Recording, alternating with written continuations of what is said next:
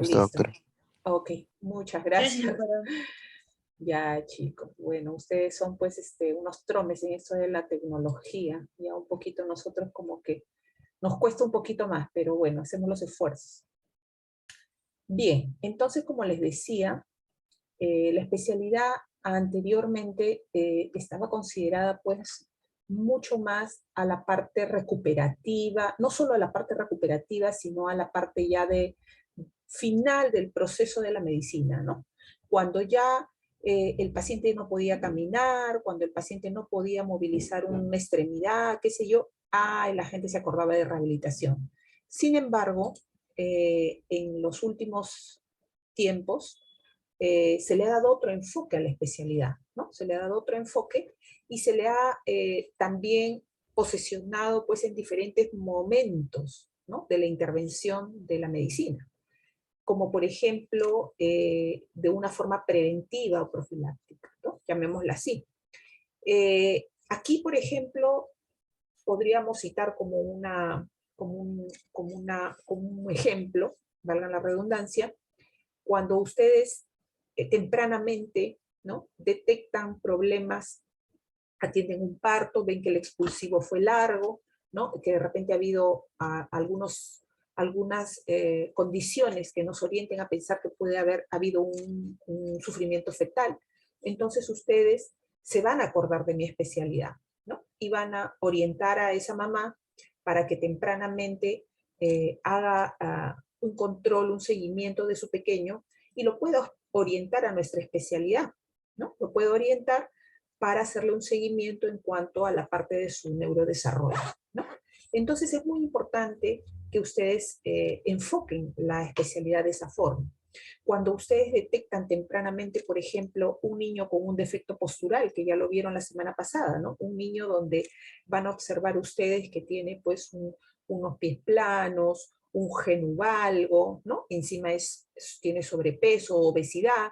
Entonces, ustedes también, ¿no? Tempranamente van a corregir, tratar de corregir o por lo menos compensar esos defectos que han identificado. ¿Por qué? Porque a la larga, si es que no se hace, no se considera esa posibilidad, a la larga, esa persona, cuando sea un adulto mayor y si tiene alguna predisposición, va a poder desarrollar de repente problemas de tipo degenerativo articular mucho más que otras personas que no tienen esas condiciones, ¿no? Entonces vean ustedes cómo la especialidad también se ha posesionado desde esa perspectiva, ¿no? De prevención, ¿no? También se ha convertido en una alternativa de tratamiento, ¿no? Entonces se le ha considerado que es una especialidad que también puede ofrecer una opción a sus tratamientos. Ustedes desde las diferentes especialidades en las que se van a desarrollar próximamente, ¿no? Traumatólogos, reumatólogos, neurólogos, probablemente ofrecerán sus tratamientos desde su enfoque, ¿no? De la especialidad que desarrollen. Sin embargo, nosotros podemos coadyuvar a su tratamiento o reemplazar muchas veces a su tratamiento, ¿no? Por ejemplo, en el caso de que tengamos una artritis reumatoidea, ¿no? Usted es reumatólogo, inicialmente va a dar un tratamiento farmacológico porque sabemos que es una enfermedad sistémica, lo va a estabilizar el paciente y en algún momento que usted lo considere, probablemente me lo va a referir. ¿Por qué? Porque yo le puedo ofrecer una alternativa de tratamiento que va a ayudarlo a usted a mejorar los efectos del tratamiento en general o en algún momento disminuir usted su tratamiento farmacológico y yo ubicarme en primera línea como una opción para el paciente cuando ya se encuentra estabilizado. Es aquí, en este momento, donde los agentes físicos cobran una importancia considerable, ¿no? Y bueno, finalmente tenemos la parte que todos conocemos, la intervención final, donde ya pues el paciente ya no puede caminar, el paciente ya tiene secuelas, ya tiene una discapacidad establecida, qué sé yo, ¿no? Una discapacidad que no solamente puede ser de tipo motor, entonces ya el paciente definitivamente va a ir y como les mencionaba, es hacia donde se enfocaba siempre nuestra especialidad. Pero ahora con el desarrollo tecnológico, ¿no? Han aparecido una serie de agentes físicos, de equipos, ¿no? Que nos permiten ofrecerle al paciente una intervención en el momento que debemos ayudar a otra especialidad o reemplazar a otra especialidad para ofrecer una opción de tratamiento. Bien, entonces es importante que ustedes entiendan la especialidad de esa forma. Bueno, seguimos avanzando. Entonces, ¿cuáles son los objetivos, ¿no?, principales que busca mi especialidad? Básicamente, ¿no?, prevenir la disfunción articular. Como les mencionaba, está orientada mucho esta especialidad a la parte funcional en los diferentes enfoques del desarrollo de un ser humano, ¿no? Uno de ellos es restituir las capacidades funcionales en diferentes áreas. Otro es enfocarnos básicamente a la parte articular, ¿no? Con esto también buscamos lograr una independencia en su máximo rendimiento en cuanto a lo que implican las actividades de vida diaria, ¿no? Y llamemos actividades de vida diaria a las que son de autovalimiento, ¿no?, donde la persona pues es capaz de vestirse, alimentarse, desplazarse o trasladarse, ¿no?, en forma independiente, ¿no? Obviamente también reducir el tratamiento farmacológico, que es una de los, digamos, objetivos importantes en el desarrollo de la tecnología que hemos experimentado en la especialidad. Prevenir la cronicidad y la recurrencia de algunas enfermedades, ¿no?, como por ejemplo en el caso de las enfermedades reumáticas, ¿no?, de repente enfermedades neurológicas, ¿no?, tratar de ayudar de alguna manera a prevenir que estas pues tengan cuadros recidivantes constantemente, ¿no? Enfermedades degenerativas articulares de repente, ¿no? Y obviamente, finalmente, también que ha sido tema que han desarrollado en la teoría y en la práctica, ya hasta este momento, disminuir el tiempo de discapacidad o la magnitud, el grado de discapacidad que pueda tener nuestro paciente, ¿ok? Entonces, entrando ya al tema de agentes físicos terapéuticos. ¿Qué es un agente físico terapéutico, no? Hay algunas definiciones que yo he colocado aquí, que ustedes probablemente las pueden encontrar en la bibliografía, que dice que es un elemento que puede ser de origen natural o de origen artificial, ¿no?, que se utiliza en el tratamiento de un proceso patológico o de una enfermedad. Otra definición también puede decir, es un vehículo de energía que puede provocar modificaciones en las células, tejidos u órganos y desencadenar una serie de efectos biológicos. En la práctica, ¿no?, yo he podido resumir estos dos conceptos que me parecen muy interesantes, ¿no?, en una definición que dice, un agente físico es todo estímulo externo que aplicado sobre un cuerpo, ¿no?, va a producir una respuesta o va a producir un efecto, ¿ok? Entonces, ¿qué efectos o qué objetivos buscan nuestros agentes físicos? Básicamente, tener un efecto antiinflamatorio, ¿no? Un efecto antiinflamatorio. Al tener un efecto antiinflamatorio, obviamente, por consecuencia, es muy probable que tengamos un efecto analgésico, que significa que va a disminuir un porcentaje el cuadro doloroso que se puede estar presentando. Con esto, nosotros buscamos también disminuir el tiempo de la evolución de una enfermedad. Nuestros agentes físicos también tienen una intención, como es estimular la regeneración de los tejidos, ¿no?, que vamos a verlo más adelante.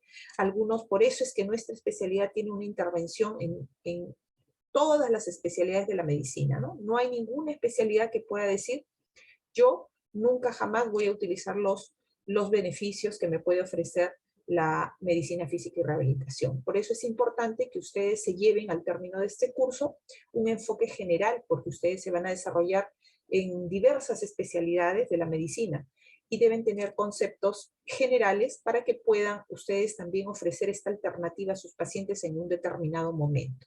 ¿Ok? Entonces, agentes físicos naturales habíamos dicho, o agentes físicos artificiales. Dentro de los agentes físicos naturales podemos mencionar, ¿no?, a la energía solar, al agua de mar, ¿no?, las propiedades de los diferentes climas, las aguas termales, los fangos mineromedicinales y el uso del agua también como una opción importante, como lo vamos a ver en un momento, ¿no?, que nos ha permitido desarrollar algunos aparatos que son de uso muy interesante. Algo de esto seguramente han hablado también cuando han hecho la primera clase en la historia de la medicina, ¿no? Pero, sin embargo, en algunos lugares alejados de nuestro país, probablemente alguna de estas condiciones sean consideradas mucho más que en la capital, ¿no? Que en Lima. Y dentro de lo que son agentes físicos artificiales, ¿no? Podemos mencionar que han sido desarrollados estos al transformar distintos tipos de energía, ¿no? Por eso les mencionaba que hablar de agentes físicos a veces implica recordar algunos conceptos de física, ¿ok? Porque tiene que ver mucho con distintos tipos de energía.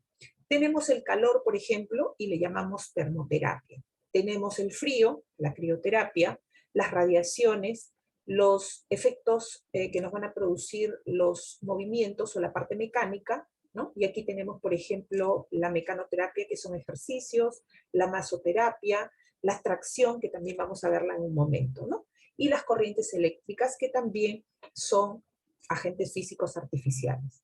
Todos estos agentes físicos los consideramos dentro de lo que son agentes físicos no ionizantes, ¿no? Estos, como sabemos, según los conceptos de física, los agentes físicos no ionizantes son aquellos agentes que no van a provocar ionizaciones atómicas, ¿no? Entonces, no van a variar mucho la parte de la estructura de las que vamos a aplicar, ¿no? A diferencia de los agentes físicos ionizantes, ¿no? Que son radiaciones electromagnéticas, que van a producir iones directa o indirectamente cuando van a pasar a través de la materia, ¿no? Aquí dentro de estos, por ejemplo, vamos a tener pues las radiaciones electromagnéticas que comprenden los rayos gamma, los UV, ¿no? Sin embargo, estos aparatos que nosotros utilizamos son agentes físicos no ionizantes, ¿ok? Y entrando ya a hablar un poquito de cada uno de nuestros agentes físicos, ¿no? Podemos mencionar, vamos a empezar con la hidroterapia, ¿no? La hidroterapia, como menciona aquí, emplea el agua como el agente terapéutico, ¿no? Y su uso se va a fundamentar en dos efectos que va a producir sobre el cuerpo que está en contacto. Tenemos un efecto mecánico que está basado en el principio de Arquímedes, ¿no? Que es un principio de física. Y si ustedes recuerdan, este es un principio que decía que cuando un objeto se sumerge total o parcialmente en un líquido, este va a experimentar un empuje hacia arriba igual al peso del líquido desalojado. Por lo tanto, ¿no? Hacer movilizaciones, hacer ejercicios dentro del agua es algo mucho más beneficioso, tanto para el paciente como también para la persona que está haciendo o complementando el tratamiento. ¿Bien? Entonces, generalmente la hidroterapia la utilizamos mucho cuando queremos trabajar también movimiento. ¿Okay?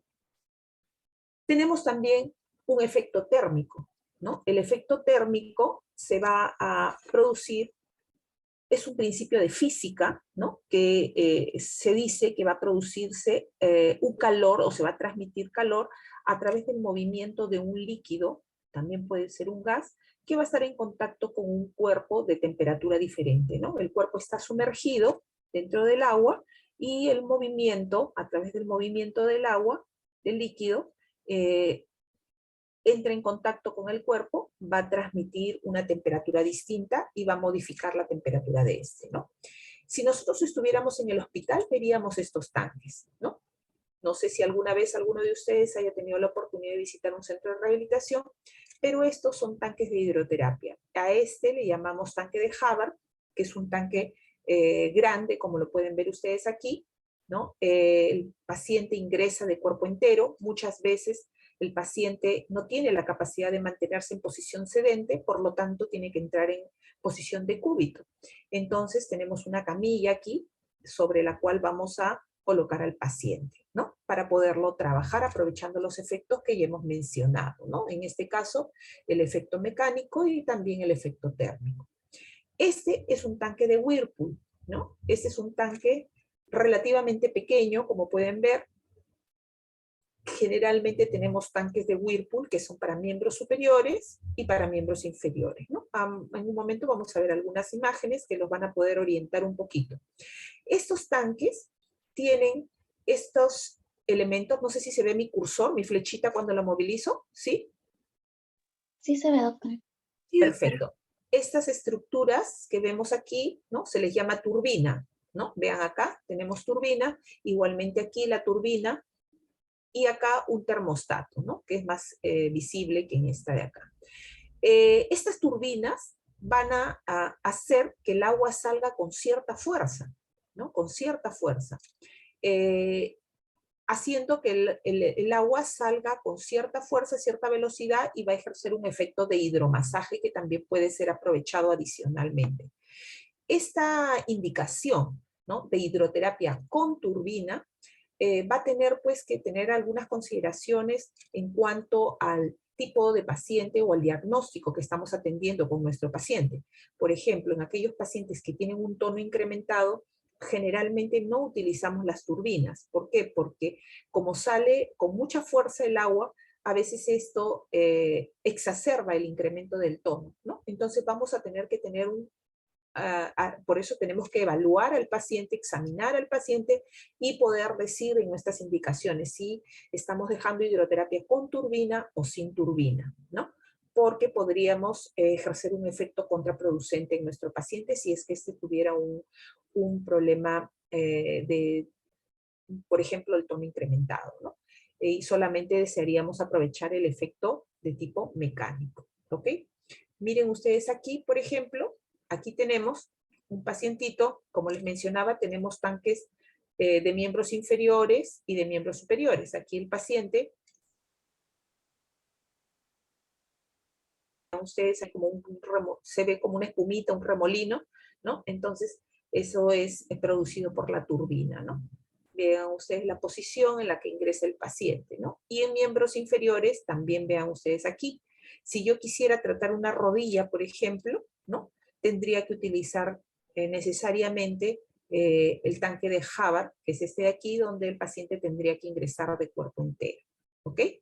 Vean, aquí esta niña, por ejemplo, probablemente no tiene un buen control cefálico, de tronco, por lo tanto la niña tiene que entrar en posición de cúbito, ¿no? Y se le entra con sujeción, vean ustedes aquí, ¿no? Con sujeción tanto de la región cervical como de la parte tóraco-abdominal. Bien. Aquí también dentro de lo que es la hidroterapia podemos trabajar en una forma mucho más activa, como en el caso de aquí, de estas imágenes, ¿no? Vean acá, estamos trabajando en una piscina, esta es una piscina terapéutica, donde nuestro paciente estamos aprovechando más la parte del movimiento, ¿no? Aquí estamos trabajando de forma activa, ¿no?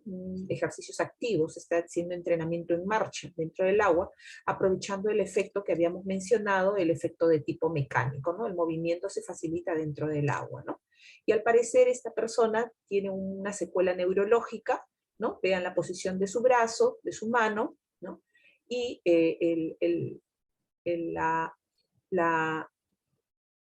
al parecer una hemiparesia del lado izquierdo, ¿no? Por la posición del bracito, de la mano, y el apoyo que le está ofreciendo el terapista, ¿no? Aquí tenemos también un trabajo dentro de piscina de repente de una forma más pasiva. Vemos la posición del niño, parece que estuviera un poquito más rígido, ¿no? Un tono un poco más incrementado, por lo tanto es el licenciado en terapia física. Como ustedes recordarán, nosotros trabajamos con los terapistas físicos, ocupacionales, ¿no? Y el terapista físico es quien nos asiste para la ejecución de las indicaciones que nosotros los médicos vamos a dejar a nuestros pacientes, ¿no? Vean ustedes aquí. Aquí también tenemos un trabajo un poco más activo, ¿no? El niño al parecer está haciendo pataleo, ¿no? Pataleo. Sin embargo, todavía está parcialmente asistido por un terapista físico, ¿ok? Entonces vean ustedes las opciones que nos ofrece, ¿no?, el trabajo con la hidroterapia, ¿no? Es muy interesante, ¿no? Y obviamente tenemos que considerar que el agua va a tener algunos efectos específicos sobre el organismo, ¿no? nos va a ofrecer un efecto físico, que ya lo mencionamos, ¿no? Que tiene que ver con el principio de Arquímedes, ¿no? Tiene un efecto térmico por el fenómeno de la conducción que hemos mencionado, ¿no? Convección, perdón, que es transmitir el calor de una superficie a otra, ¿no? Y esto nos va a permitir también relajar pues la estructura que se está trabajando, ¿no? Y un efecto transcutáneo, bueno, si es que trabajamos pues con otro tipo de agua, de repente agua de mar, qué sé yo, ¿no? Aquí tenemos otras imágenes, vean ustedes aquí, ¿no? Un tanque de Hubbard y un tanque de Whirlpool. ¿Okay? Aquí, miren, a diferencia del otro tanquecito, al parecer se está trabajando sin turbina, ¿no? Vean, solamente para facilitar movimiento. Aquí el licenciado en terapia le está realizando o ejecutando el movimiento al paciente. También al parecer este paciente no tiene capacidad de poderse mantener en posición sedente dentro del tanque, ¿no? Igualmente aquí un trabajo en piscina, mucho más activo, esta dama, y esta otra persona está siendo asistida, ¿no? Esta es una opción que también existe en la actualidad, ¿no? Nosotros en el hospital tenemos estos equipos que se llaman HydroTrack, ¿no? ¿En qué consisten estos equipos? Seguramente ustedes habrán ido a un gimnasio, han visto esas trotadoras, ¿no? O bandas para hacer entrenamiento en marcha, ¿no? Entonces, esta es una banda, por decir una trotadora que se encuentra dentro de esta estructura que contiene agua, ¿no? Entonces, el paciente aquí tiene la opción de hacer un entrenamiento en marcha sobre esta banda que se puede regular en cuanto a velocidad, ¿no? En cuanto también a la parte de la turbina, porque aquí adelante tiene unos orificios por donde sale el agua con fuerza, ¿no? Y se puede utilizar con la turbina o sin la turbina.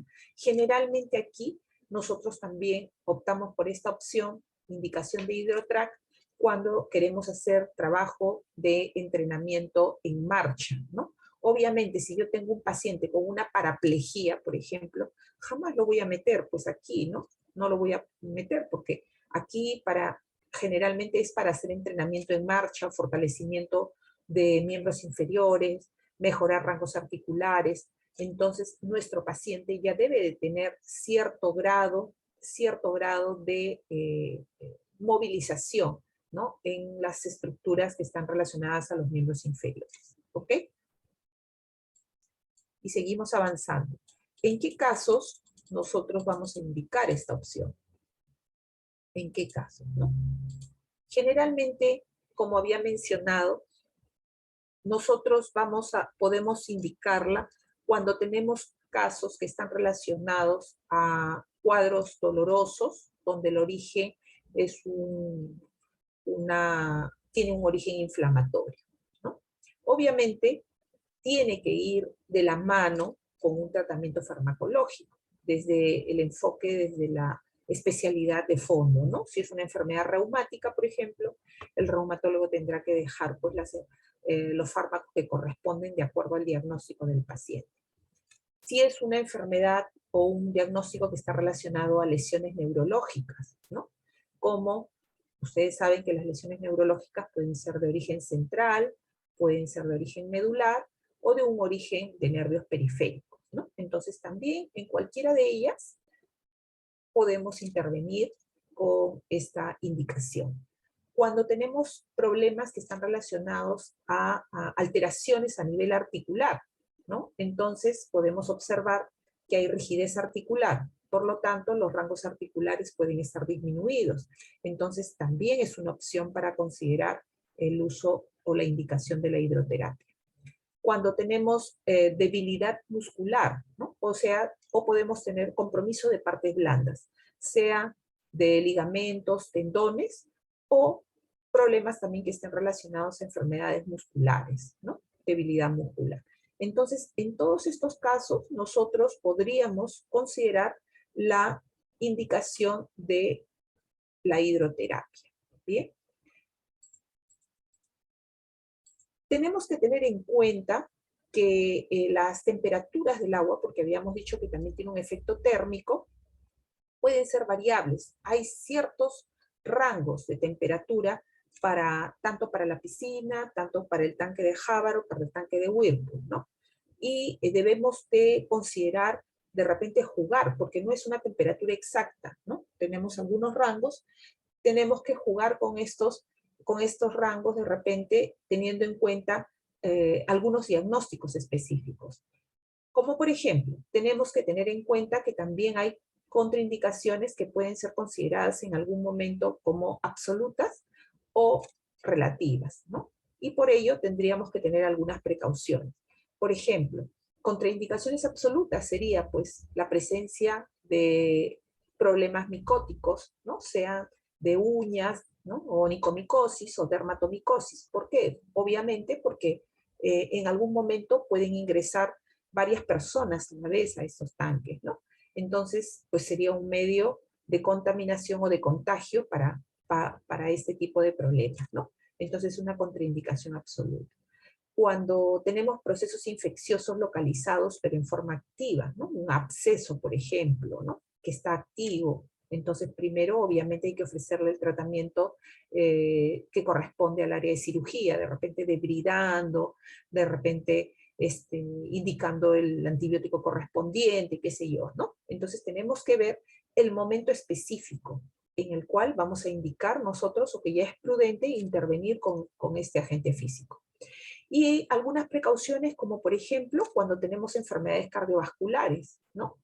La temperatura no debe ser muy caliente, ¿no? Cuando tenemos problemas vasculares de tipo, por ejemplo, insuficiencia vascular periférica, o sea, varices, también debemos tener mucho cuidado, o cuando tenemos heridas, ¿no? Heridas abiertas, expuestas, como en el caso, por ejemplo, si hablamos dijimos que podíamos indicarlo en pacientes con lesiones neurológicas de tipo medular, por ejemplo. Estos pacientes con mucha frecuencia suelen hacer úlceras de presión. Entonces también aquí tendríamos que tener mucho cuidado porque como pueden ingresar varias personas, el agua de alguna forma se puede contaminar y tendríamos pues que podría ser una opción. Por eso es que decimos tenemos que considerar precauciones cuando tenemos este tipo de pacientes.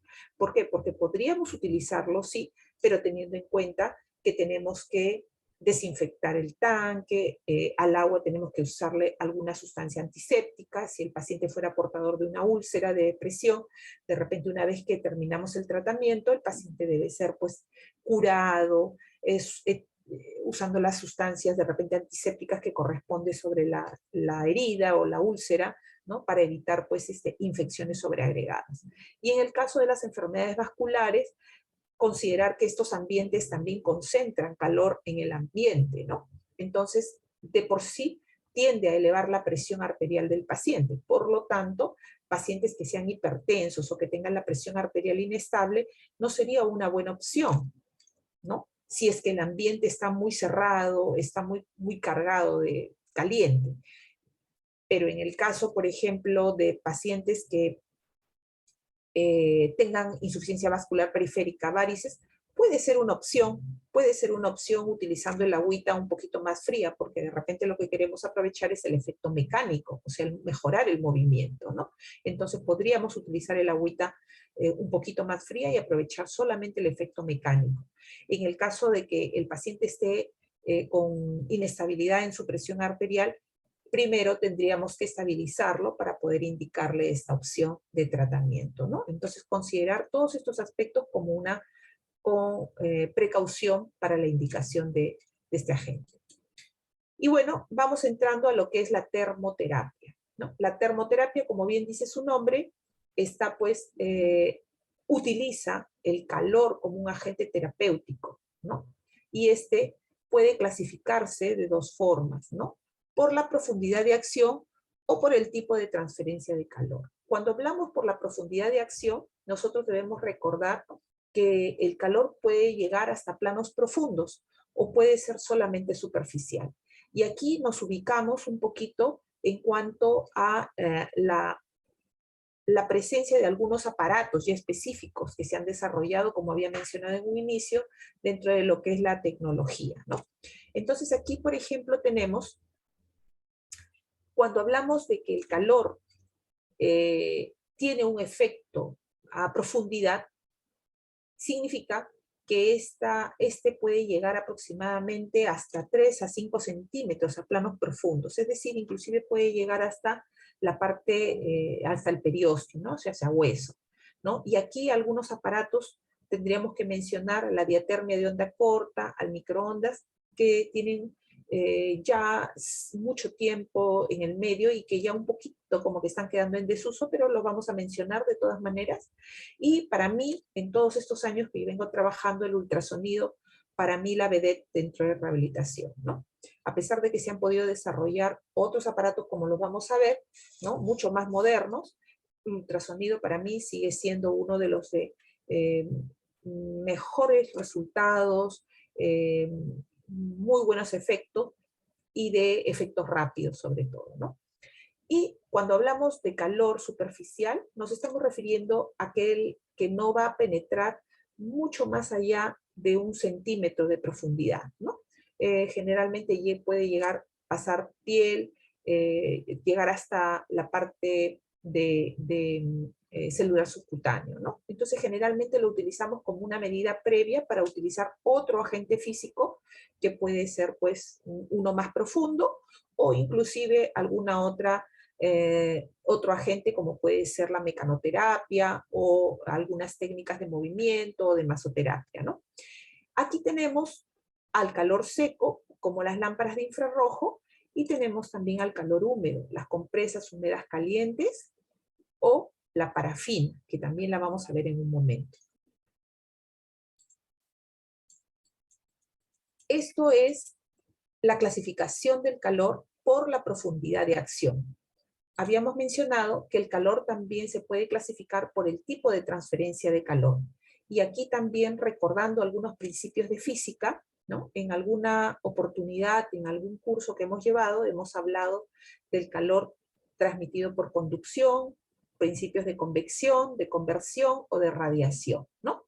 Entonces, ¿qué significa esto? Conducción le llamamos que es un intercambio termal, ¿no? ¿Qué significa? Por ejemplo, tenemos una compresa húmeda caliente, la colocamos sobre una superficie que queremos calentar, nuestro brazo, nuestro hombro, nuestra rodilla, y vamos a intercambiar temperaturas. Se va a transmitir una temperaturas, ¿no? Un mayor grado de temperatura para calentar la zona a la que estamos atendiendo. Cuando hablamos de convección, ya lo dijimos, ¿no? Se va a producir a través del movimiento, ¿no? A través del movimiento, que puede ser de un líquido o un gas, cuando está en contacto con un cuerpo, ¿no? Luego tenemos a la conversión, ¿no? Que es una energía específicamente que está convertida en calor, ¿no? Le llamamos que es una transducción energética, y aquí encajan los equipos que habíamos mencionado, el ultrasonido, la diatermia a onda corta, que son formas de calor profunda, ¿no? La radiación, por ejemplo, ya ustedes saben, ¿no? Tiene un efecto fototérmico y está representado por los rayos infrarrojos y las luces ultravioletas, ¿no? ¿Cuáles son los efectos fisiológicos, ¿no? Que van a producir todas estas formas de calor? Básicamente tienen un efecto antiinflamatorio, ¿no? Van a producir analgesia, ¿no? Ustedes saben que el calor por vasodilatación va a producir vasodilatación y esto a su vez va a incrementar el flujo sanguíneo, ¿no? La irrigación sanguínea de la zona que se está atendiendo, ¿no? Esto también va a aumentar el metabolismo local de la zona, va a favorecer la extensibilidad del colágeno, por lo tanto se va a facilitar de repente los estiramientos, los movimientos, ¿no? Va a haber una disminución o va a manejar bien todo lo que esté relacionado a la parte muscular, las contracturas musculares, los espasmos musculares, ¿no? Va a producir un alivio sobre esta zona muscular, ¿no? Va a disminuir el tono. Ustedes saben que el tono, ¿no? Puede ser disminuido o hipotónico, ¿no? O incrementado, que podemos llegar hasta la espasticidad, ¿no? Entonces, obviamente lo utilizaremos cuando el tono está incrementado, estas formas que van a producir calor, ¿no? Cuando tenemos aumento de la rigidez o disminución de los rangos articulares, ¿no? Vamos a de repente indicar estas opciones para facilitar el movimiento, ¿no? Y mejorar el rango articular que puede estar comprometido. Dentro de estas formas de termoterapia tenemos, habíamos mencionado, las compresas húmedas calientes o hot pack en inglés, ¿no? HP, hot pack en inglés, ¿ok? Son unas almohadillas, ¿no? Que son de lona y en su interior van a tener un gel que absorbe el calor, ¿no? Y se van a colocar sobre la zona que usted quiere atender de esta forma como las vemos aquí, ¿no? Aquí tienen diferentes formas y las vamos a colocar así como las vemos. Generalmente el tiempo de aplicación va a variar entre 10 a 20 minutos y eso va a depender obviamente de la temperatura ambiental. En este tiempo que está haciendo mucho frío, se van a enfriar muy, muy rápido, ¿no? Esto es un tanque compresero, que es lo que veríamos nosotros en el hospital si es que estuviéramos haciendo las actividades en forma presencial, ¿no? Vean ustedes una compresa que se sumerge dentro de este tanque, que tiene agua caliente, como tiene un gel en su interior, absorbe el calor, ¿no? Es una tela impermeable, se saca, se escurre, se envuelve en una toalla seca y se coloca de esta forma sobre la zona que usted quiere tratar, ¿no? Entonces vean, acá tenemos compresas cervicales, tenemos compresas que pueden ser aplicadas, adaptadas para la parte como una articulación como de rodilla, codo, ¿no? Aquí tenemos una lumbar, ¿no? Y acá tienen algunas otras formas de compresas, ¿ok? Entonces, estas son las compresas que veríamos pues, dentro de un servicio de medicina física y rehabilitación. Sin embargo, habíamos dicho que esta es una forma de calor superficial. Si nosotros quisiéramos asemejar esto en una forma casera, podríamos utilizar, por ejemplo, esas bolsas de jeve que usan las abuelitas, ¿no? Las llenan con agüita caliente, la envuelven en una toalla seca y se la colocan sobre la zona que usted quiere tratar, ¿no?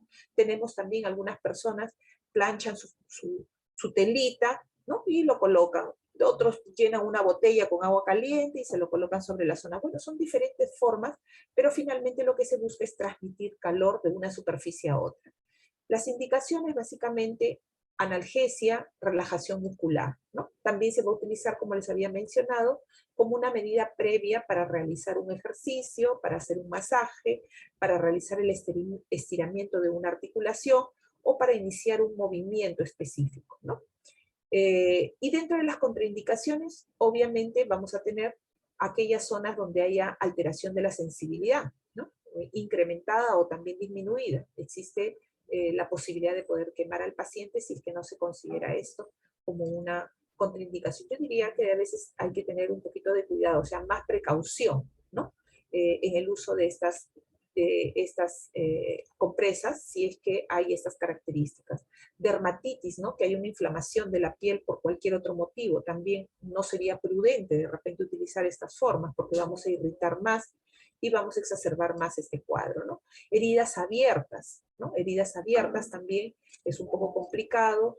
Procesos infecciosos localizados, insuficiencia vascular periférica, activa obviamente, ¿no? Vamos a tener que tener mucho cuidado para poder indicar estos agentes físicos. La parafina, ¿no? Llegamos a la parafina, que es una mezcla de alcanos, le llamamos, ¿no? Son hidrocarburos, ¿no? Debe tener algunas características, las que usamos nosotros aquí en rehabilitación, debe ser blanca, inodora, insípida, y viene así en esta presentación sólida, y en un punto de ebullición, ¿no? Este es un tanque de parafina, se va a derretir, ¿no? Y obviamente se va a regular a una temperatura de tal forma que pueda ser utilizada de esta forma, ¿no?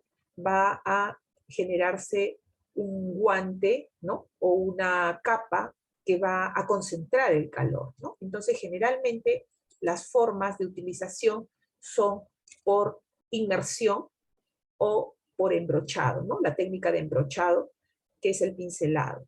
Por eso es de que es importante considerar que esta forma, que es una forma de calor superficial, generalmente se va a utilizar pues para zonas pequeñas, ¿no? Zonas muy localizadas, pequeñas, como son manos, codos, de repente una rodilla.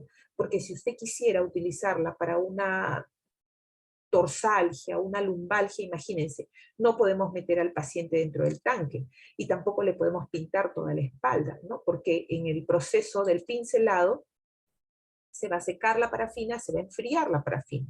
Entonces el efecto del calor se va a concentrar por muy poco tiempo, ¿no? Entonces no encontraríamos el efecto que nosotros, no lograríamos el efecto que nosotros estamos buscando. Por eso es que se utiliza pues para zonas muy, muy localizadas o zonas pequeñas, sobre todo, manos, codos, rodillas, ¿no? Generalmente, ¿ya? El tiempo de aplicación más o menos está en relación al uso, como es una forma de calor superficial también, a lo que hemos mencionado también en las compresas húmedas calientes, ¿no? Entre 10 a 20 minutos, también considerando que la temperatura ambiental en la cual nos estemos desenvolviendo, ¿no? Hay algunas indicaciones, ¿no? Como zonas donde haya contracturas musculares, rigideces articulares, ¿no? Eh, también se utiliza para facilitar la movilización, ¿no? Y con ello los estiramientos de las zonas que puedan estar pues rígidas, ¿no? Contraindicaciones también igualmente, ¿no? Enfermedades dermatológicas, heridas expuestas, abiertas, contaminadas, ¿no? Intolerancia al calor, trastornos circulatorios activos, periféricos, ¿no? Activos, por ejemplo, varices, no debemos indicarlo, ¿no? Zonas donde hay alteración de la sensibilidad, o zona donde haya presencia de cicatrices, ¿no? Cicatrices como por ejemplo, ¿por qué? Porque obviamente a veces estas zonas, la piel es un poquito más sensible, ¿no? Entonces es importante tener en cuenta que no debemos, o si lo usamos, lo indicamos, debemos hacer un seguimiento, ¿no? Observando la zona para ver que no haya la posibilidad de poder quemar al paciente, ¿no? O irritar la zona sobre todo. La crioterapia es el uso del hielo o del frío como un agente terapéutico, ¿no? Como todos sabemos, generalmente se utiliza esta opción cuando tenemos un antecedente de trauma agudo, ¿no? También se ha visto que puede utilizarse en estadios crónicos donde puedan haber periodos de exacerbación, ¿no? En estados crónicos, o sea, patologías crónicas donde puede haber exacerbación aguda del cuadro que se describe en la patología, ¿no? ¿Qué se busca? Calmar el dolor, reducir el edema que se pueda haber generado. Por eso es de que generalmente se conocía mucho esta opción para los eventos deportivos, ¿no? Donde habían lesiones traumáticas agudas, ¿no? Básicamente, el efecto primario es disminuir la temperatura local, lograr un efecto antiinflamatorio y analgésico consecuentemente, controlar el edema que se pueda generar por un fenómeno de vasoconstricción localizada, interviniendo en la reducción de la presión hidrostática, ¿no? Esto ya es fisiología, ¿no? Disminuir las contracturas musculares también se busca, ¿no? Y con ello también vamos a lograr de repente disminuir la permeabilidad celular del metabolismo celular y el edema, con el control del edema, ¿no? Generalmente se dice que se debe colocar por un mínimo de 5 minutos, ¿no? De 5 minutos hasta dentro de las 72 horas. Pero bueno, esto es en la teoría, ¿no? Porque generalmente nosotros en la práctica, ¿cómo lo indicamos, no? Mientras que nosotros veamos que hay un proceso agudo, ¿no? Que hay un cuadro muy agudo, donde de repente haya signos inflamatorios y un cuadro doloroso predominante, nosotros podemos indicar esta opción, ¿no? Y generalmente la ponemos o la indicamos, ¿no? Por un periodo de aproximadamente 20 minutos, pero teniendo precaución de que debe de ser por tiempos, ¿no? O sea, le indicamos al paciente, señor, se coloca la compresa, ¿no? Directamente, así como hemos visto las imágenes de las compresas calientes, ¿no? Directamente sobre la zona que quiere tratar, aproximadamente entre 5 a 7 minutos. Luego retira, ¿no? Porque usted va a sentir que la zona se ha anestesiado, ¿no? Si usted nota que ya está muy, muy anestesiada, debe retirarlo para poder lograr que la zona recupere su temperatura normal. ¿Por qué? Porque el hielo también quema, recuerden ustedes, ¿no? Entonces, si nosotros lo dejamos los 20 minutos directamente, corremos el riesgo de que este paciente pueda quemarse con el hielo, ¿ya? Entonces, generalmente debemos observar cada 5 o 7 minutos, porque es variable un poquito la sensibilidad del paciente, y podemos ir revisando después de cada tiempo, ¿no? 5 a 7 minutos, y ver cómo está la zona, ¿no? Si el paciente dice ya está muy adormecido, entonces también podríamos aprovechar de repente para facilitar un poquito el movimiento, si es que también queremos trabajar ese aspecto, ¿no? Las formas de aplicación, bueno, existen en el medio las bolsas de hielo. Hay bolsas donde se meten los cubitos de hielo y simplemente se coloca, se envuelven sobre una toalla seca y se coloca sobre la zona que usted quiere tratar, ¿no? Inclusive hay bolsitas que son impermeables, ¿no? Y ya no necesita usted envolverla en una toalla, sino directamente lo coloca sobre la zona. Hay otras bolsitas que vienen con un hidrocoloide frío, ¿no? Vienen con un gel en su interior. Probablemente alguno de ustedes pueda tener inclusive hasta uso de casa, ¿no? Y se meten a la refrigeradora, se tienen ahí heladitas y luego se colocan, al momento de usarse, se saca y se coloca sobre la zona que usted quiere tratar, ¿no? Lo que antes se usaba mucho eran los spray químicos, ¿no? Que se usan mucho todavía en la parte deportiva, ¿no? Y hay una técnica que no solamente puede ser estática, ¿no? La técnica no solamente es estática, o sea, se coloca sobre la zona, sino que también se puede hacer un masaje helado, ¿no? Y eso le llamamos criocinética, ¿no? Y se pone el hielito y se comienza a hacer el masaje sobre la zona que usted quiere tratar, ¿no? Hasta que la zona esté anestesiada, ¿no? Lo suficiente que nos permita realizar el movimiento que usted quiere realizar en su paciente, ¿no? Indicaciones, fases agudas, ¿no? Donde quiera usted controlar aspectos inflamatorios, ¿no? Disminuir el dolor y de repente facilitar movimiento secundariamente, ¿no?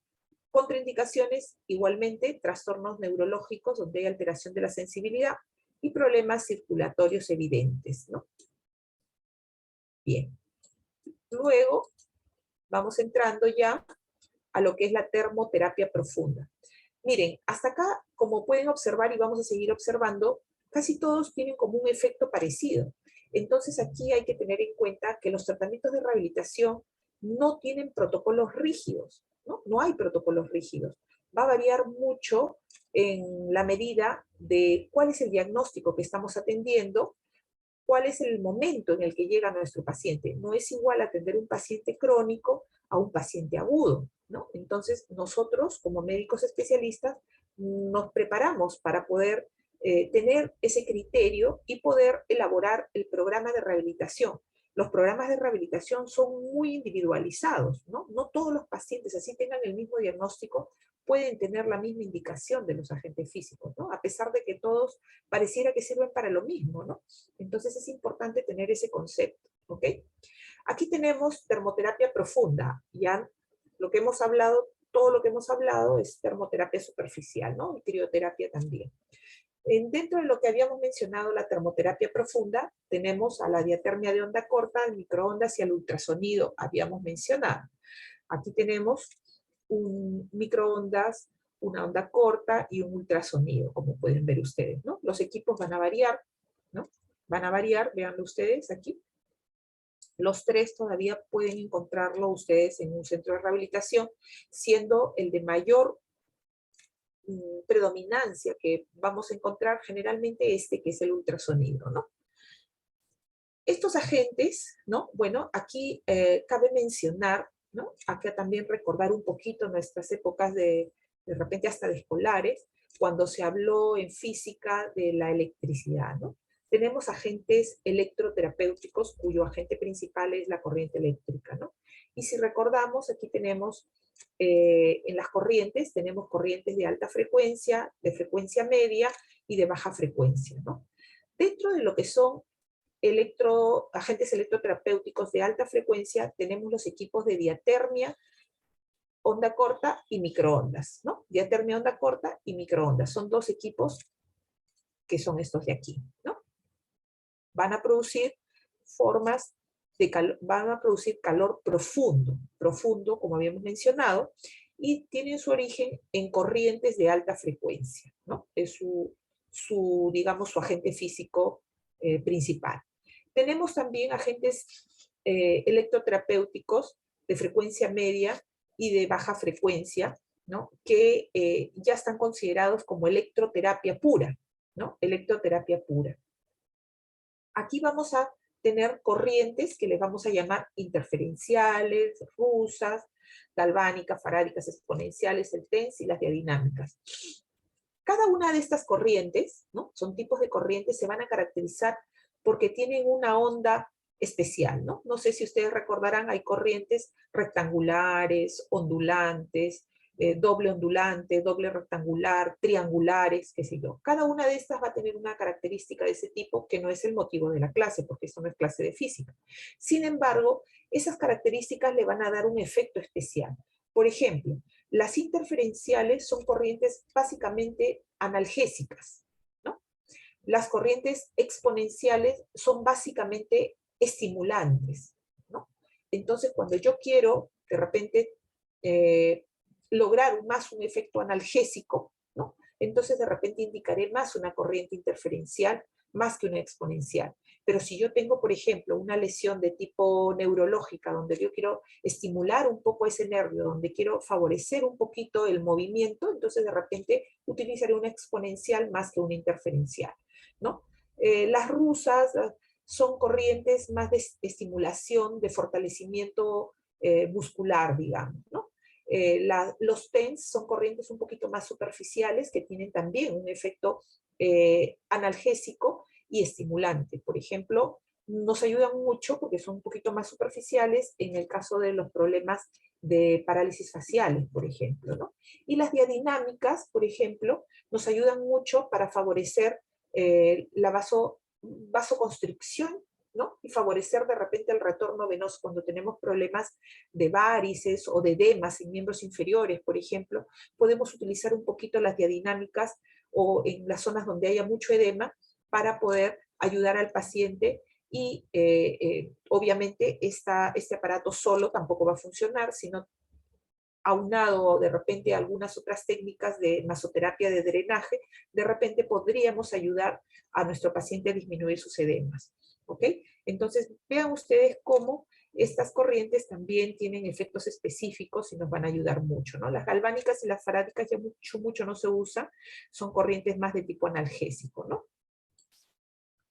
Tenemos aquí, por ejemplo, estas imágenes, ¿no? Aquí tenemos los electrodos, ¿no? Los electrodos que se colocan en la zona que usted quiere tratar para poder utilizar nuestros equipos de electroterapia, las corrientes que hemos mencionado, ¿no? Acá tenemos equipos de terapia combinada, le llamamos, ¿no? El uso de la corriente eléctrica con el ultrasonido, le llamamos terapia combinada, ¿no? Que también es una opción de indicación en nuestros programas de rehabilitación. Aquí tenemos también, ¿no?, la colocación de los electrodos más grandes en una región también más amplia, como es la región dorsolumbar, ¿no? Los electrodos van a variar de tamaño en relación a la zona que usted quiere tratar. Si queremos utilizarlos, por ejemplo, en cara, estos que llamamos electrodos van a ser mucho más chiquititos, ¿no? Entonces, vean aquí estas imágenes también. Igualmente, vamos a ver corriente eléctrica para nuestra rodilla, nuestro hombro, ¿no? La región de muslo probablemente, no sé, no podríamos decir aquí si es una corriente estimulante o es una corriente de repente analgésica, no. Pero vean ustedes, ¿no? Los equipos, ahora los equipos vienen así, ¿no? En un pedestal, inclusive ya vienen programados totalmente, ¿no? Este es un equipo de terapia combinada donde tenemos las salidas de corrientes y la salida también del ultrasonido, ¿no? Que este es esta estructura que le llamamos cabezal, viene a ser esta estructura que está aquí, ¿no? Entonces es un equipo de terapia combinada, ¿no? Y aquí tenemos equipos de mesa, de corrientes, equipos de electroterapia, ¿no? Vean ustedes aquí, probablemente aquí sí pareciera que estamos haciendo trabajo neurológico en algunos puntos motores y algunos nervios periféricos, ¿no? Entonces, es importante tener en cuenta estos aspectos, ¿no? La ditermia de onda corta, vean ustedes aquí, es una corriente de alta frecuencia, como lo mencionamos, ¿no? Y se utiliza el calor producido por una corriente de alta frecuencia al interactuar con tejidos, con algunos tejidos biológicos, ¿no? Se va a basar, ¿no?, en la ley de Joule, que es un principio de física, ¿no? Vean ustedes aquí, este es el equipo, ¿no? Y se utiliza como lo habíamos visto en un inicio, ¿no? En un inicio tiene sus paneles, ¿no?, donde van a generar el campo, ¿no?, para poder transmitir el efecto que quiere lograrse, ¿no? En el caso del microondas, de las microondas, es un principio bastante parecido, pero hay una ligera diferencia, ¿no? Que en la diatermia de onda corta, la estructura se coloca como lo habíamos mencionado, como lo habíamos visto aquí, ¿no? Aquí. Entonces se genera un campo donde se va a producir, pues, se va a generar el calor, ¿no? Sin embargo, en el microondas es más direccionada la forma de calor, ¿no? Es más direccionada. Por lo tanto, ¿no?, se puede focalizar más, ¿no? Y es más dirigido, ¿no? Entonces, cuando tenemos un dolor que es más, no es tan difuso, está más localizado, de repente el microondas sería la mejor opción, ¿no? Este equipo va a concentrarse de repente mucho más en un punto específico, ¿no?, a diferencia del otro.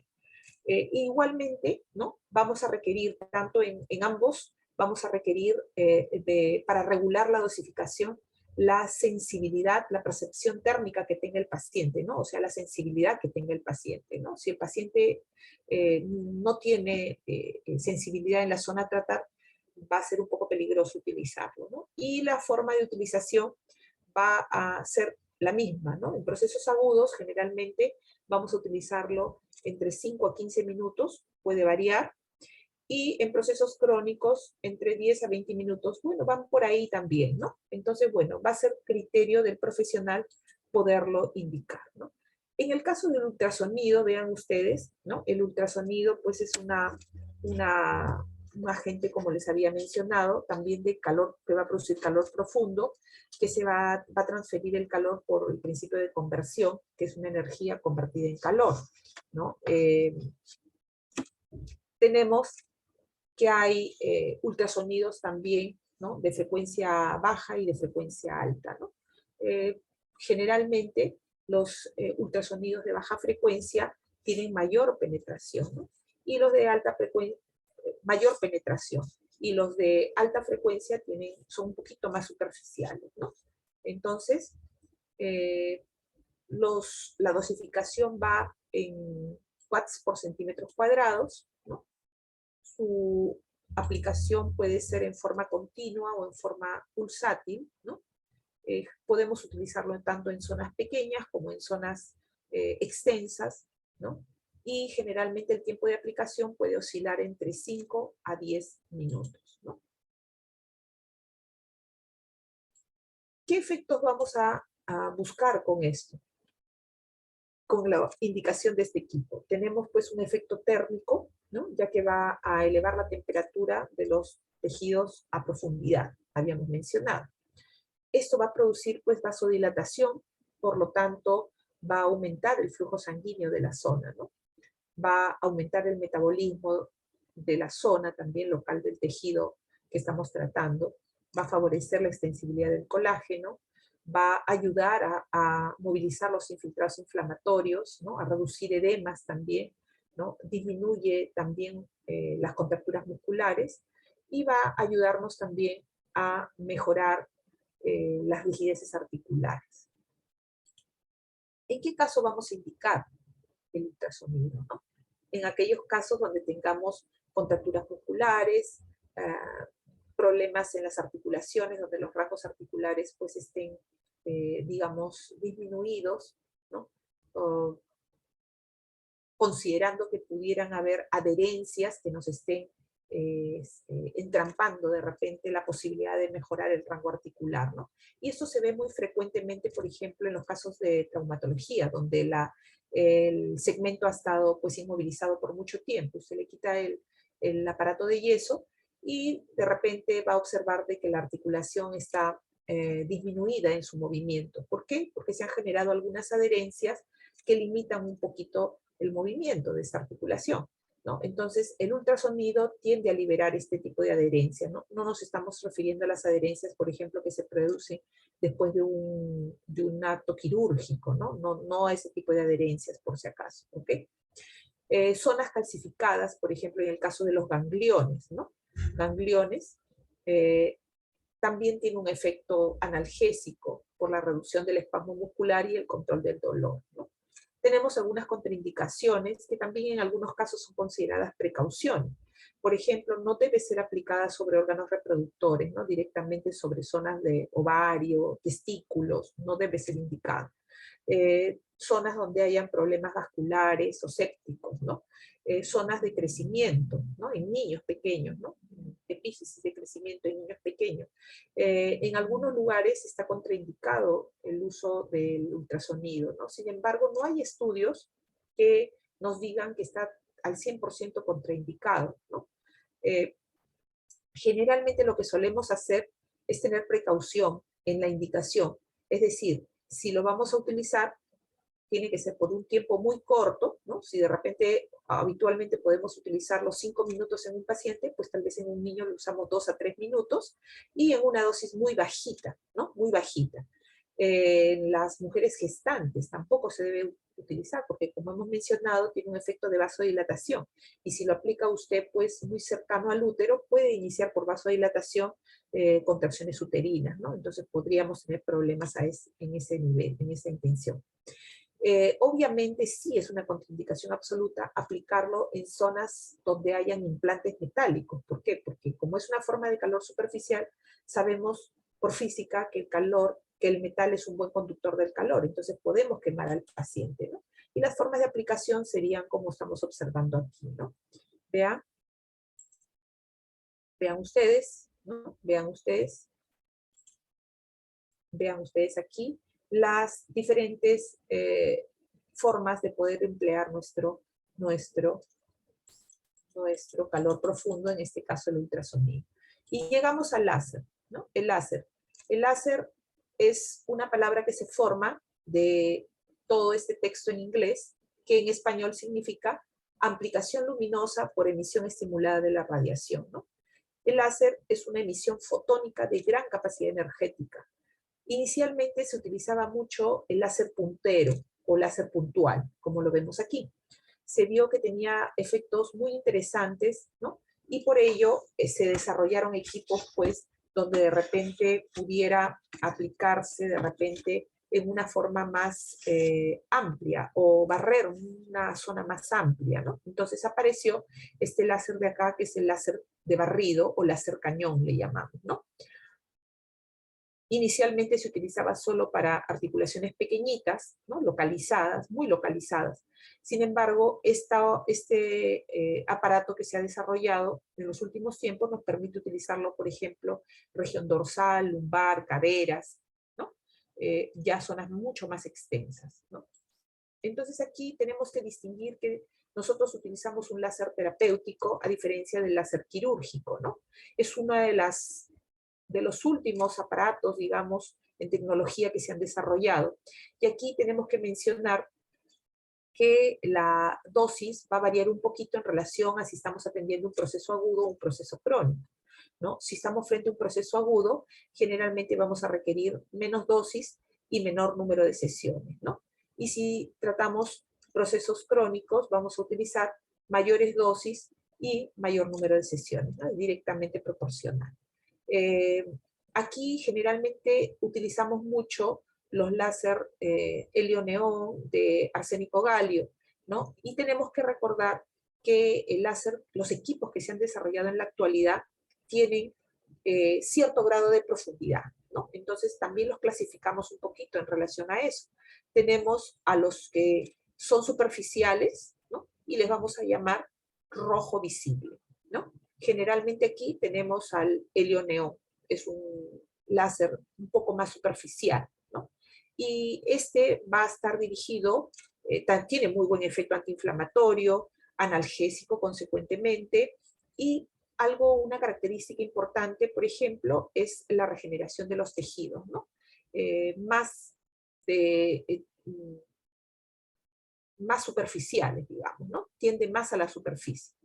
En cambio, tenemos el láser que también tiene mayor acción a nivel profundo, ¿no? Aquí tenemos, por ejemplo, el arsénico galio, ¿no? Que le llamamos láser infrarrojo, ¿no? Este tipo de láser llega a planos más profundos y obviamente tiene un mejor efecto antiinflamatorio, un mejor efecto analgésico y obviamente también, consecuentemente, un mejor efecto relajante muscular. Aquí la diferencia va a ser en cuanto a costos de equipo, ¿no?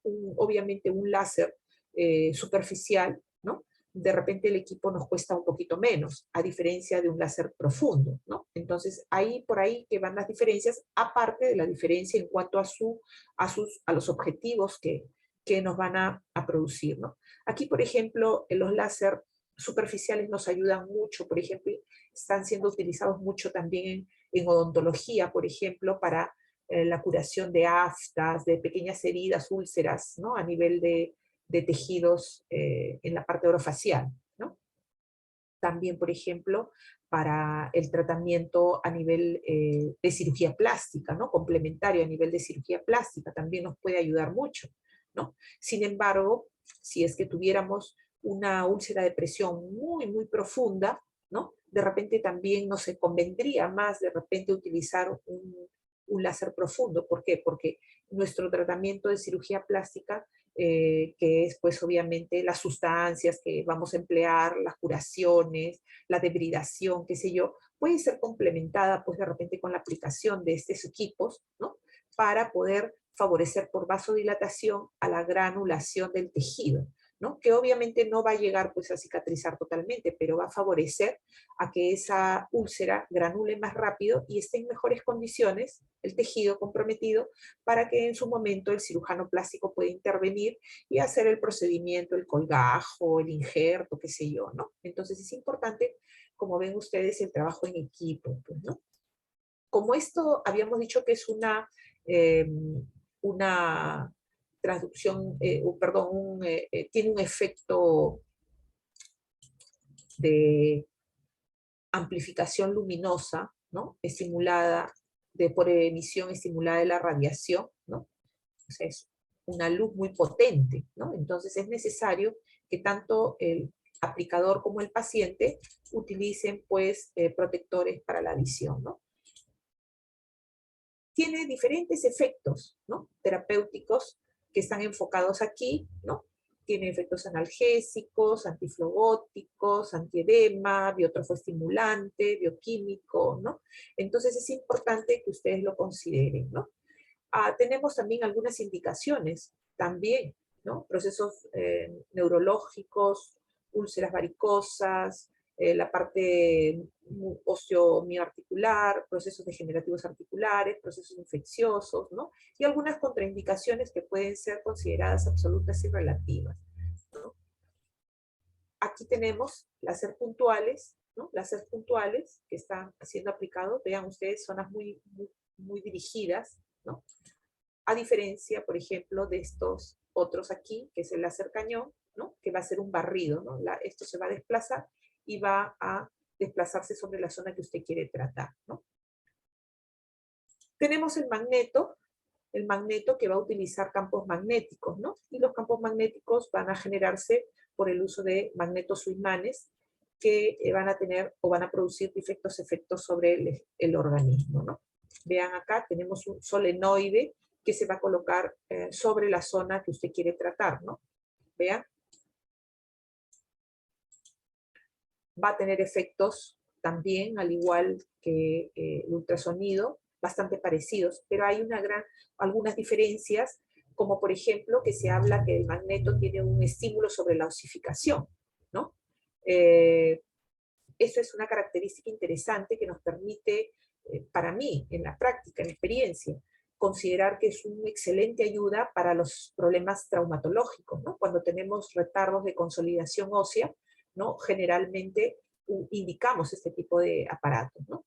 como este aparato generalmente no produce calor en planos profundos, también nos permite ser utilizado en este tipo de problemas traumatológicos donde pueda haber implantes metálicos, ¿no? Como habíamos mencionado, los otros tienen ciertas restricciones, ¿no? El láser también podríamos utilizarlo, de repente no directamente dirigido sobre la zona donde hay el implante, pero sí alrededor, ¿no? Hay menos probabilidades porque dentro de sus principios no es producir calor en planos profundos, ¿no? Pero este aparatito en magnetoterapia sí nos ofrece esa posibilidad, ¿no? Entonces, cuando hay, por ejemplo, problemas de fijación externa o fijación interna, ¿no? Dentro de los tratamientos que ha ofrecido el traumatólogo, podemos ayudarlo al paciente con la indicación de estos equipos, ¿no? Tenemos aquí un efecto analgésico, antiinflamatorio, relajante, aceleración de la cicatrización, también puede ser indicado, aunque yo en la experiencia me parece que para favorecer cicatrización más nos ayuda el láser, ¿no? Más que el magneto, ¿no? El magneto para mí de mucha ayuda en procesos dolorosos y para favorecer osificación, ¿no? O también que puedan estar relacionados cuadros edematosos como resultado de lesiones traumatológicas, ¿no? También. Aquí vean ustedes también imágenes relacionadas al uso del magneto, ¿no? Y llegamos a la indicación de los ejercicios terapéuticos, que también habíamos dicho es un agente físico porque es un estímulo externo, ¿no? Que se va a ofrecer a una zona específica que queremos tratar. Y dentro de esto, nosotros tenemos que considerar que tenemos ejercicios que pueden ser ejercicios de tipo pasivo y ejercicios de tipo activo, ¿no? Los ejercicios pasivos, obviamente, van a ser indicados en zonas donde la movilización está, pues, abolida, ¿no? Entonces, quiere decir que la persona que está trabajando al paciente va a movilizar el segmento comprometido. Y los activos son aquellos en los cuales el paciente tiene cierto grado de movilidad y él mismo ejecuta el movimiento, ¿no? Entonces, por ejemplo, aquí vamos a observar un ejercicio activo o pasivo, ¿no? Donde la licenciada le está realizando el movimiento al paciente, igualmente aquí, ¿no? Igualmente aquí, ¿no? Entonces, pasivo cuando le realizan el movimiento, ¿no? Y activo cuando el paciente tiene cierto grado de movilidad y puede ejecutar él solito el movimiento o lo ejecuta con cierta ayuda para completar el rango articular correspondiente de la zona tratada. ¿Ok? Por lo tanto, dentro de los ejercicios activos podemos tener ejercicios activos asistidos o activos resistidos, donde ya el paciente logró completar su movimiento en su totalidad y ahora lo que busca es el fortalecimiento, ¿no? Mejorar el movimiento o la fuerza del segmento que está comprometido, ¿no? Llegamos a las tracciones. Las tracciones son fuerzas que se van a ejercer en rehabilitación dentro de lo que es la columna, ¿no? La intención o el objetivo es distraer o separar los espacios intervertebrales, ¿no? Generalmente se hace sobre columna cervical o columna lumbar, ¿ok? En el caso de la columna cervical, vean ustedes el paciente aquí en esta posición, en posición sedente, se coloca un soporte mentoniano y se ejerce la tracción o la fuerza hacia la región cefálica, ¿ok? Buscando distraer o separar los espacios intervertebrales de la columna cervical, como vemos aquí, ¿ok? En el caso de la columna lumbar, se pone una sujeción en la región axilar del paciente, se fija la pelvis, ¿no? Y se tracciona con las fuerzas a la región podal, ¿no? Vean acá la posición, ¿no? Aquí también tenemos una tracción cervical en posición de cúbito, ¿no? Hay equipos que están, pues, pueden ser utilizados en decúbito o en posición sedente, ¿no? Vean acá. Generalmente se indica esto con una tracción o una fuerza de el 10% del peso corporal, refiere refiere la literatura, ¿no? Pero, por ejemplo, yo siempre sugiero en la práctica, porque me ha pasado, hay pacientes que se estresan mucho o que están un poco adoloridos o que están muy nerviosos y se asustan. Entonces tú los traccionas con la fuerza del 10% del peso y parece que se quieren desmayar, comienzan a sentir molestias, qué sé yo. Entonces es preferible empezar de repente con un 5% e ir incrementando en forma progresiva, ¿no? Sobre todo cuando trabajamos la región cervical, ¿no? Sea en posición sedente o sea en posición de cúbito, ¿no?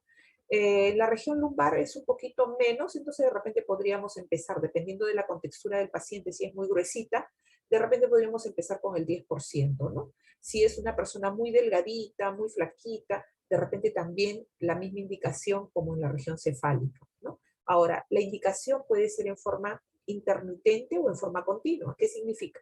Si es intermitente, la máquina jala y suelta, jala y suelta. Entonces, en forma progresiva, va estirando cada vez más, ¿no?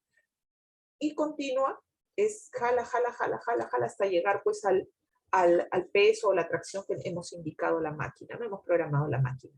Yo prácticamente soy de la idea de ser un poquito más cauto, ¿no? Y ir en forma intermitente hasta lograr la indicación de la tracción que hemos sugerido con nuestro paciente. Obviamente también, como les mencionaba en algún momento, no hay un protocolo rígido que diga en tal momento lo uso. Eso va a depender mucho de cómo va evolucionando mi paciente y que yo vea que ya es el momento indicado. Y generalmente lo vamos a indicar cuando vemos pues sintomatología que está relacionado o sintomatología radicular, ¿no? Problemas radiculares, ¿no? Y llegamos finalmente a este aparato, ¿no? A este aparato que ha aparecido, es lo último, digamos, que ha aparecido. Tenemos las ondas de choque, que son ondas acústicas de alta frecuencia y energía, ¿no? Son bastante parecidas al ultrasonido, pero tienen una mayor frecuencia y densidad, ¿no?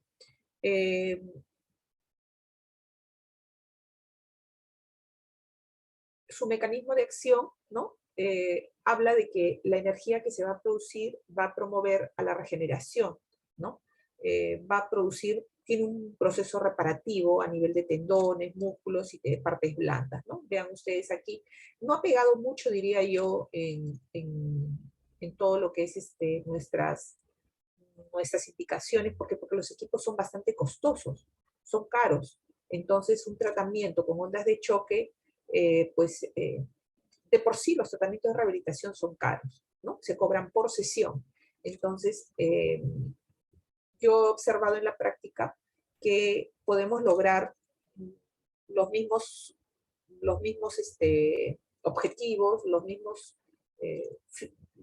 llegar a las mismas, a producir el alivio en el paciente, utilizando una buena combinación de los otros agentes físicos que hemos mencionado, ¿no? Pero bueno, se ofrece generalmente en clínicas privadas, ¿no? Puede encontrar usted ondas de choque, porque generalmente en los hospitales todavía no tenemos, por lo menos en mi hospital no tenemos ondas de choque. Bien. Tenemos algunas contraindicaciones, ¿no? Que ya ustedes las van a revisar. Generalmente estos aparatitos van a estar contraindicados en aquellos casos, principalmente cuando hayan antecedentes oncológicos, ¿no? Esa es una contraindicación absoluta, ¿no? Absoluta.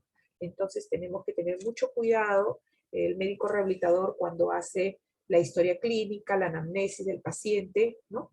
Estar muy seguros de nuestros diagnósticos, porque nuestro éxito está pues en escoger las combinaciones de estos agentes físicos, ¿no? Hacer la mejor combinación de estos agentes físicos. Y como todo en medicina, tratamos de que sean pues monoterapias, ¿no? O sea, la menor cantidad de agentes físicos, porque también hay cierta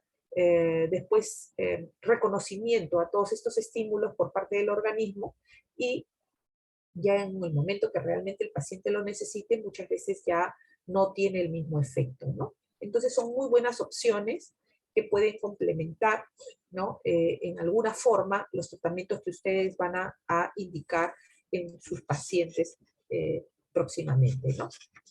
Vean ustedes que son muy variadas, como les decía, no hay protocolos rígidos, ¿no? No hay protocolos rígidos.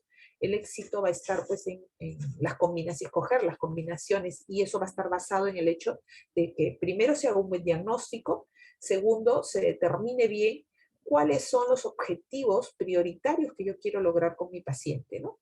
Obviamente, si yo tengo un paciente pues con un problema traumatológico, ¿no? Yo no voy a pretender que el paciente corra, salta o mueva el segmento que está comprometido si es que todavía yo veo que hay un gran componente inflamatorio, ¿no? Entonces, tenemos que centrarnos bien en nuestros objetivos principales, prioritarios, para poder elaborar el programa de rehabilitación a cada paciente. Bien, dentro de, habíamos mencionado agentes físicos también, todos los estímulos externos que van a producir efectos. Entonces aquí también deberíamos considerar todos los estímulos neurosensoriales, ¿no? Que también se han acogido dentro de esta especialidad, ¿no? Eso es como una cosa sobreagregada que estamos mencionando al tema, ¿no? Entonces, por ejemplo, en niños, ¿no? Utilizamos, o en problemas de tipo neurológico, utilizamos mucho la estimulación neurosensorial en la actualidad, ¿no? Que nos va a ayudar en algunas patologías específicas como secuelas neurológicas de origen central, de repente niños con autismo en la actualidad, que es una patología bastante frecuente, niños con parálisis cerebral, ¿no? Entonces nos van a ayudar muchísimo estas ayudas o estos estímulos neurosensoriales, ¿bien?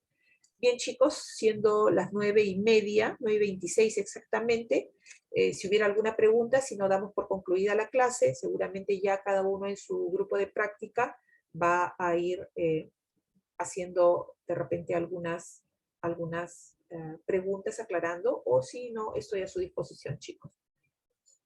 Doctora, una pregunta. Dígame.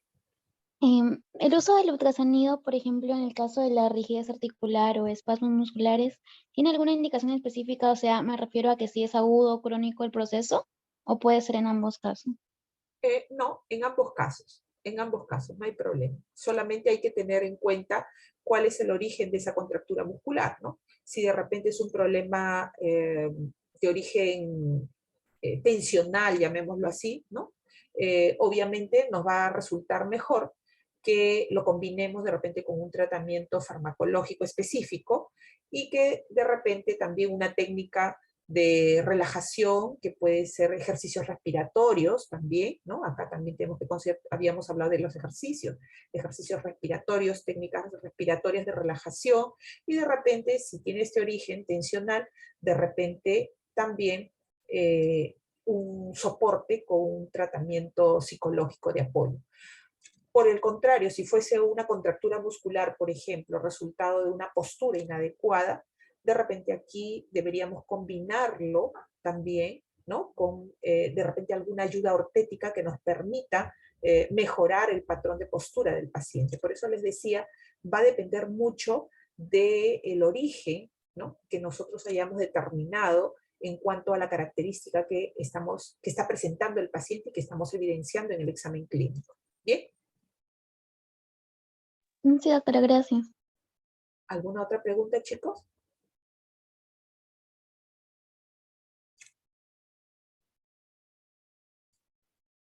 Sí, doctora, disculpe, una pregunta sobre cuando mencionó sobre la termoterapia profunda, habló de me parece, ondas interferenciales. ¿Esta para qué eran? Para analgesia, me parece. ¿Cuáles? Las ondas interferenciales, corrientes interferenciales. Ah, sí, corrientes, doctora, sí. Ya, las interferenciales generalmente son analgésicas, hija.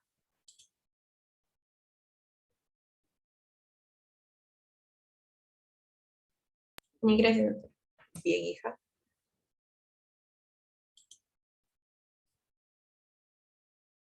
Doctora, disculpe, buenos días. Dígame. Yo tenía una pregunta acerca de lo que dijo al inicio del termostato y de la turbina. ¿Me podría un poquito dar un poco más del alcance? Disculpe. En hidroterapia. En Sí, hidroterapia. doctora, sí. Ya. En hidroterapia hablamos de que los tanques cuentan con una turbina. y este aparatito del tanque va a producir una salida con fuerza del agua, ¿no? El agua va a salir con fuerza como resultado de la activación de este aparato, ¿no? Y esto va a ejercer un efecto de hidromasaje, ¿no? De hidromasaje. Acá está, ¿ok? Y que nosotros cuando indicamos la hidroterapia podemos indicarlo con turbina o sin turbina, ¿no? Y la indicación de repente va a estar en relación al hecho de que nosotros al momento de examinar a nuestro paciente observemos de que hay generalmente, obviamente, tiene que haber compromiso neurológico, ¿no? Donde vamos a observar que el tono está incrementado. Entonces, en esos casos, generalmente no utilizamos la turbina, ¿ok? Pero, como tiene un efecto de hidromasaje, es como, a ver, háganse la idea como de un jacuzzi, ¿no? Entonces, usted le pone, lo activa y va a salir el agüita con fuerza, ¿no? Y va a tener un efecto de hidromasaje, ¿no? Entonces hay que tener, y eso obviamente también, si usted acerca mucho, también, por ejemplo, a veces tenemos problemas, ¿por qué? Porque hay tanta demanda de atención que a veces los licenciados, que son quienes deben supervisar la indicación de estos agentes, ¿no? Está pues con mucha carga y no vigila de cerca al paciente. Aquí, por ejemplo, asumo, ¿no? De que de repente esta paciente tiene un problema, secuela traumatológica de una fractura, ¿no? Entonces la paciente piensa que por acercar más la estructura a la salida del agua, a la turbina, va a ser mejor. Y no, porque como el agua sale con fuerza, golpea. Y al golpear, de repente va a causar más dolor en esa zona, ¿no? Entonces hay que tener mucho cuidado con esas cositas, ¿no? Y ver sobre todo, como les menciono, en qué momento lo vamos a indicar, ¿no? Eso ya es pericia del médico rehabilitador y obviamente de la supervisión muy estrecha que haga el terapista, el licenciado, para trabajar con el paciente, pues, ¿no? Porque nosotros dejamos las indicaciones y es el terapista quien va a ejecutarlas, ¿no? Entonces, todo eso tenemos que tener en cuenta. ¿Ya? ¿Alguna otra pregunta? Gracias, doctora. Bien. Doctora, cuando se refiere al tono en lo que es la hidroterapia, cuando usamos o no usamos la turbina, ¿se refiere al tono muscular? Claro, el tono puede estar incrementado, ¿no? Que puede llegar hasta la espasticidad, ¿no? O disminuido la flacidez, ¿no? Si yo tengo un niño muy flácido, de repente podría ponerle un poquito de turbina, pero no acercarlo mucho, ¿no? Como para activar un poco la parte neuromuscular, ¿no? Pero si tengo un niño con mucha espasticidad, ¿no? De repente la turbina me va a incrementar la espasticidad, entonces podría trabajarlo, pero en hidroterapia, pero sin turbina, ¿ok? Ahora, también considerar que si tengo un niño muy flácido, ¿no? Es el agua caliente, recuerden.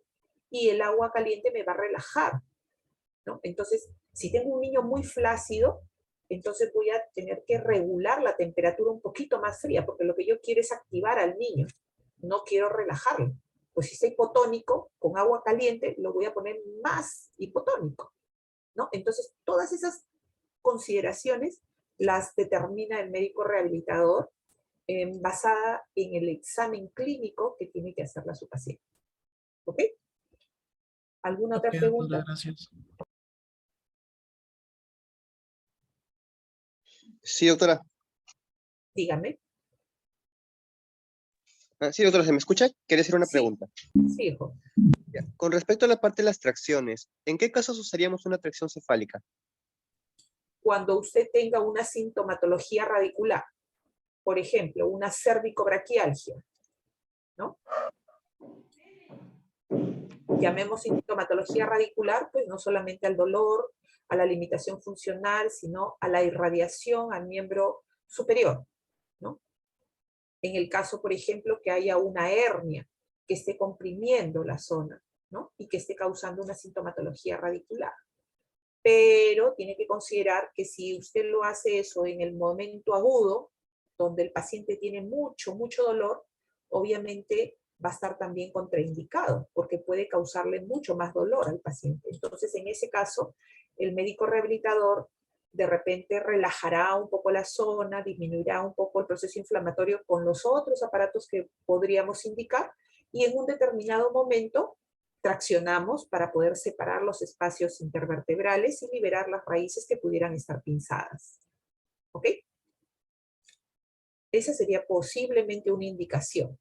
En otro caso, igualmente puede ser en la parte lumbar, ¿no? Sintomatología radicular que esté irradiada a miembros inferiores, ¿no? En otro caso podríamos tener de repente un síndrome vertiginoso, ¿no? Un síndrome vertiginoso que probablemente también tenga que ver con alguna alteración del eje de la columna cervical, donde esté pinzando alguna raíz, ¿no? Y que de repente esté disminuyendo también la circulación que va hacia la región cefálica. Pero tampoco eso puede ser en el primer momento, porque tenemos que desinflamar la zona primero, ¿no? Relajar un poco la zona y en un determinado momento traccionar al paciente, porque si lo hacemos desde un inicio, podríamos causarle mayores molestias a nuestro paciente. Por eso es muy, muy importante que el médico rehabilitador haga un buen examen clínico, ¿no? Y una buena historia clínica para determinar el momento exacto en el que se encuentra nuestro paciente. Yo no puedo hacer o elaborar un programa de rehabilitación cuando usted me cuenta los síntomas del paciente. No, yo tengo que ver al paciente, ¿no? Tengo que verlo, evaluarlo, tanto en forma pasiva como en forma activa, para poder elaborarle el mejor programa de rehabilitación. ¿Ok? Sí, doctora. Y sobre eso también, sobre lo que tenemos que utilizar, he visto aparte un mecanismo de tracción cefálica, digo, cervical, bueno, en el que se ancla unos tipo metales al cráneo. Y Ya. bueno, también acá estoy viendo ahorita en la conversación este mecanismo que es más que todo como un venda, un aparato que se fija al cuello. Quisiera saber si hay alguna diferencia entre usar uno y usar otro. Bueno, la verdad es que los equipos que nosotros manejamos en rehabilitación están en relación a este tipo de equipos. Creo que lo que usted me está hablando es un equipo de fijación que se usa en neurocirugía, que creo que le llaman Aloves. Creo que No es sabría eso decirle. creo que es lo que usted se refiere. Pero no, los equipos que nosotros utilizamos son estos de aquí, ¿no? Que se pueden utilizar para la tracción cefálica a nivel cervical o en decúbito con este equipo, ¿ya? Y obviamente, como ve usted aquí, la tracción cefálica va hacia la región cefálica, o la tracción se hace hacia la región caudal o cefálica, ¿no? Y acá igualmente, ¿no? Hacia la parte superior. Otro, yo no, tal vez de repente antiguamente, equipos más antiguos, ¿no? Pero creo que a lo que usted se refiere es un equipo que he visto, que ponen acá como una fijación en la región cefálica y traccionan, ¿no? Es un poquito, pero eso es un equipo de manejo a nivel de la especialidad de neurocirugía, ¿no? Es un ortético que ellos específicamente utilizan. Pero lo que nosotros hacemos es una cosa más funcional, ¿no? Más funcional. Lo que ellos tienen es una forma más, una tracción de repente un poco más estática, ¿no? Nosotros aquí no nos quedamos aquí, como ya les mencioné, aquí nosotros jalamos y soltamos, ¿no? La idea es separar los espacios intervertebrales, ¿no? Y estirar también la parte muscular en todo caso y las estructuras neurológicas que puedan estar comprometidas, ¿no? ¿Alguna otra pregunta? Muchas gracias, doctora. Bien.